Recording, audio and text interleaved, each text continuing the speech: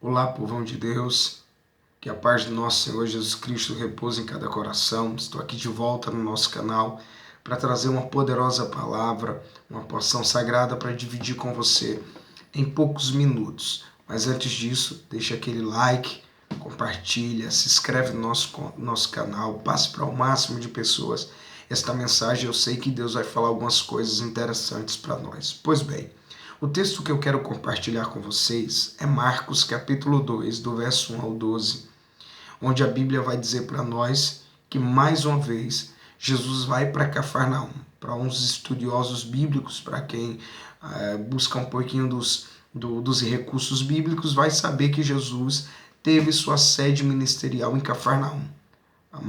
Mais que a maioria dos seus milagres, dos seus ensinamentos, sempre foi ali em Cafarnaum, na cidade de Cafarnaum, nas suas regiões. Enfim, a Bíblia diz que Jesus vai para lá, e quando Jesus vai para lá, ele se hospeda na casa da família de Pedro, consequentemente a casa de Simão Pedro. E alguns dias depois, as massas, as turbas, ouvem falar que Jesus está hospedado na casa de Simão Pedro. E o que fazem? Vão em massa ouvir a palavra que Jesus tinha para pregar, para ensinar, os ensinamentos que Jesus tinha para dar para eles. Então, numerosa multidão vai para lá. E por que eles foram para lá? Porque eles receberam realmente o entendimento do que é fé. Eu já ouvi muitas pessoas dizerem assim: vou orar para ter fé, vou jejuar para ter fé, vou pedir a Deus para ter fé. Isso está errado. Você pode sim pedir para aumentar a fé, para Deus melhorar a sua fé. É uma circunstância. Mas a fé, ela não nasce por oração, ela não nasce por jejum, ela não nasce por petições, por propósitos de petições, de consagrações. Não, a oração está claro. Perdão, a fé está claro como ela nasce. Lá em Romanos 10, 17, diz o quê? De sorte que a fé vem pelo ouvir e o ouvir da palavra de Deus. Então, é desse jeito que você vai conseguir ter fé, se você tiver contato com a palavra, se você se relacionar com Deus através da palavra. O problema é que tem muita gente querendo ter fé, só não quer meditar na Bíblia. Por exemplo, a Bíblia Sagrada, a Bíblia deixa bem claro que a gente só consegue ter esse gerenciamento de fé se a gente se relacionar com ela. Olha o exemplo bem claro que eu vou te dar agora. A estatística já diz que de 100% dos cristãos, apenas 26% pega na Bíblia todos os dias para meditar. Então você vê a carência que está. Se você quiser ter fé, se relacione com a palavra, medite na palavra, ouça pregações, ouça testemunhos que está enraizado na palavra. Você ouça louvores que tem palavra.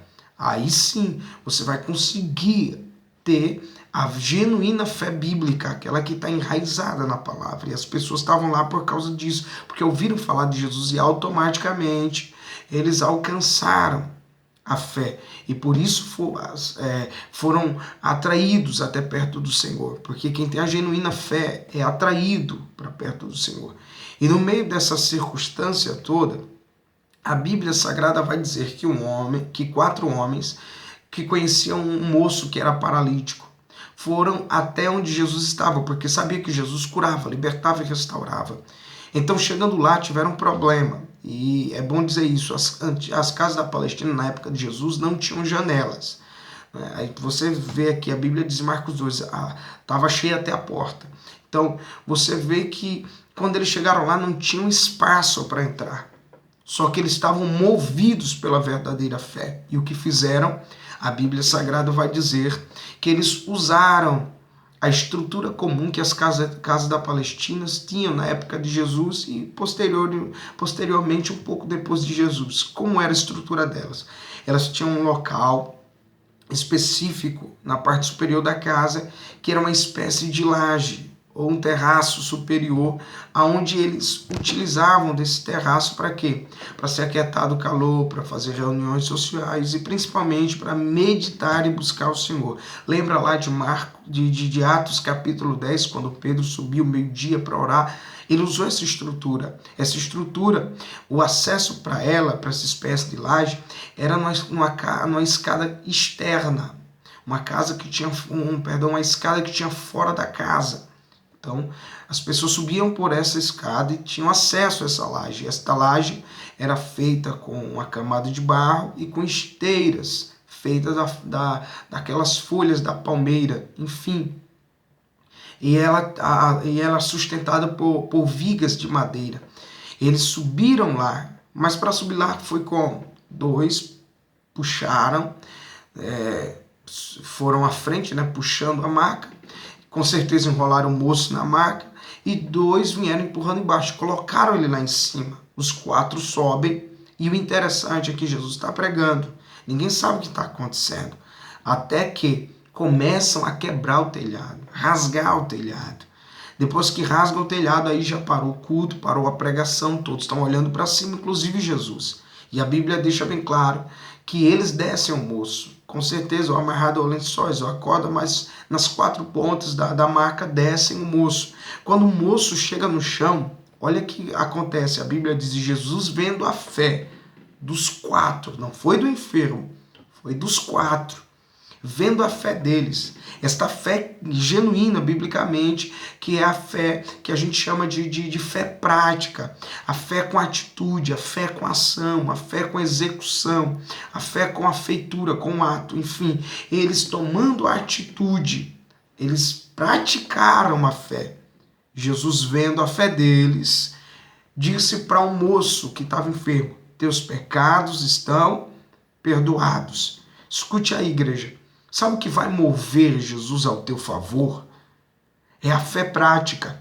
Tem gente que só tem fé na palavra, só tem fé no falar. Alguém já meditou aí em Tiago capítulo 2 e versículo 26? A Bíblia diz: assim como o corpo sem espírito é morto, assim a fé sem obras é morta. Não adianta eu dizer que amo e não praticar o amor, não adianta dizer que perdoe e não praticar o perdão, não adianta dizer que tenho fé em Cristo e não praticar a fé em Cristo.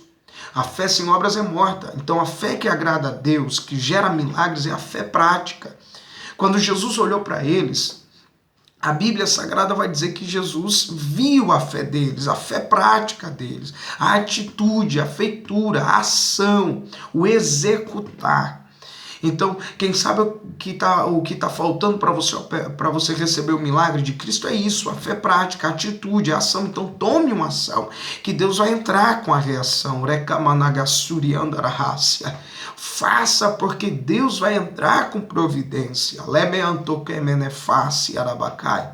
Então, olha aí, eles botaram o moço lá para ser curado, sim ou não? Para ser curado. Só que a Bíblia vai dizer que Jesus olha para eles: teus pecados estão perdoados. Aí entra uma incógnita na nossa mente. Por que Jesus falou isso? Simples. Aquele homem estava enfermo por causa de uma prática de pecado específica. A gente sabe que a raiz de todo mal é o quê? O pecado. O pecado gerou todo tipo de maldição sobre a raça humana. E o pior de todos, a morte. Porque o Senhor não fez ninguém para morrer eternamente. Jesus fez para a gente ter vida eterna.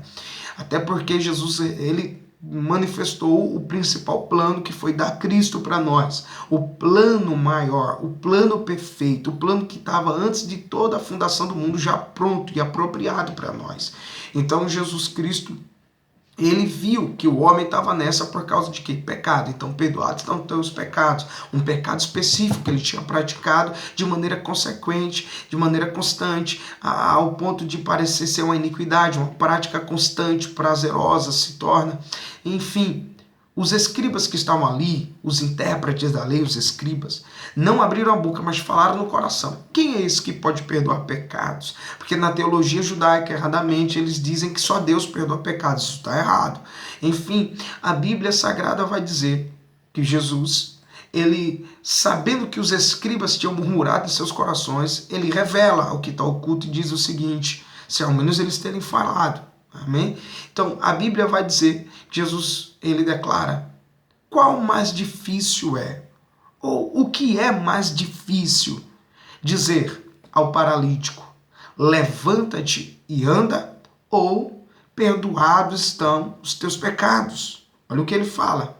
Por causa da fé dos moços, gerou Deus, fez com que o Deus Filho, Deus Eterno, Deus Pai, se movesse a favor deles. Aí ele fala, para que o Filho do Homem, para que saibam, perdão, que o Filho do Homem tem poder na terra para perdoar pecados, disse ao paralítico, levanta-te, toma o teu leito e vai para a tua casa. E na mesma hora, em que hora é, igreja? Na mesma hora, oh glória, não foi depois. O poder do Senhor é infalível e aonde a fé, o milagre é instantâneo. Aonde a fé, Deus opera milagre instantâneo. Na mesma hora, ele se levantou, botou o leito nas costas. Os amigos dele estão lá no teto, dando glória a Deus e aleluia. Quando ele é curado, descem para abraçar ele e louvar ao Cristo eterno que estava ali, a dar glória a Jesus e se alegrar com ele pelo milagre. A multidão está de olhos arregalados, do boquiaberto, os escribas. O moço se levanta milagrosamente. Milagrosamente. Pega o leito e põe nas costas. E passa entre a multidão, e o povo passa a dar glória a Deus e aleluia. O povo passa a enaltecer o soberano Deus. Arabacanto, orocou, xerebenequesto, que mantrolo, brodocou, xararabaquiandorrácia. O povo passa a adorar o Senhor, passa a glorificar o Senhor e dizer: nunca tal vimos em Israel um milagre como esse. E o moço é curado. Você toma posse aí, crente. Recebe aí. Não há limites para quem tem fé. Eu encerro essa mensagem declarando, Mateus 17, versículo 20, na parte B.